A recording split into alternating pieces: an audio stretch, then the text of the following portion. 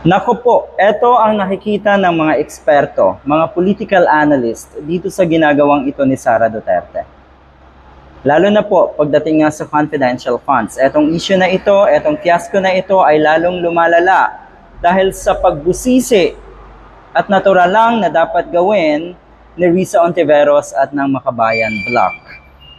Kaya sabi ko dati, katulad ng sinabi ko, buti na lang talaga na andyan si Risa Ontiveros at yung Makabayan Bloc nga. Hindi po tayo sumusuporta kahit kaninong grupo. Ang sinusuportahan po natin ay yung ginagawa ng mga katulad ni Risa Ontiveros na trabaho. Trabaho lang. Yan ang totoong trabaho lang. Kumikilos para sa taong bayan. Dahil totoo na dapat malaman ng taong bayan kung para saan itong confidential funds na ito. Anong nangyayari kay Sara Duterte? Nagiging personal yung kanyang mga atake sa mga kritiko ko nun niya. Hindi matatawag na kritiko ang mga katulad ni Risa Ontiveros Dahil ulitin natin, trabaho lang ang kanilang ginagawa. So kung yung iba na nasa Senado, nasa Kongreso ay walang ganitong klaseng pagbusisi na ginagawa, ang ibig sabihin, hindi nila ginagawa ang kanilang mga trabaho.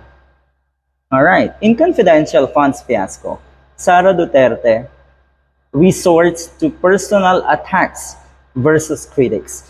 Pag dumating ka na kasi sa punto na ganito, yung nagiging personal na yung atake, ang ibig sabihin yan, guilty ka na.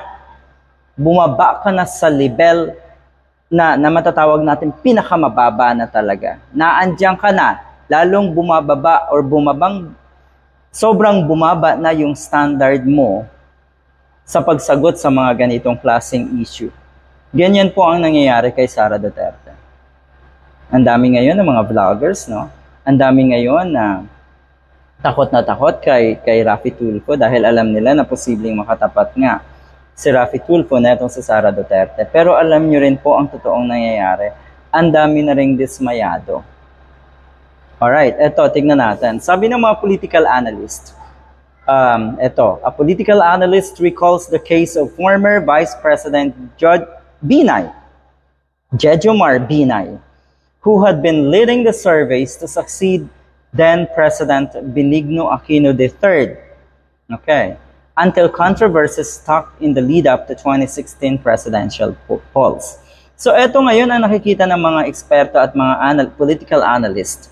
Itong ginagawang ito ni Sara Duterte, sa kangkungan siya pupulutin. Yung mga survey na naglalabasan ngayon, alam niyo naman na hindi ka panipaniwala yung mga yan. Marami na rin tayo nakakausap dito kung ano sa tingin nila ang chance neto sa Sara Duterte. Naku po, hanggang social media lang ito. Hanggang survey lang. Pero sa totoo lang, maraming dismayado sa ginagawa dito. Netong si Sara Duterte. Ayan, ipagpatuloy nyo lang po, Sara without H, yung mga ganitong personal attack nyo po sa mga kuno nga ay kritiko. Pero yun nga, ang totoo, nagtatrabaho itong si Risa Ontiveros at itong Makabayan Bloc. Sila po ay nagtatrabaho lang. Trabaho lang. Kaya nila ginagawa ito. Pero, sige nga, ipagpatuloy nyo na lang yan. Pagpatuloy nyo yung pag-atake sa kanila, personal attack sa kanila, dahil yan po talaga ang totoong ikababagsak mo. Good luck.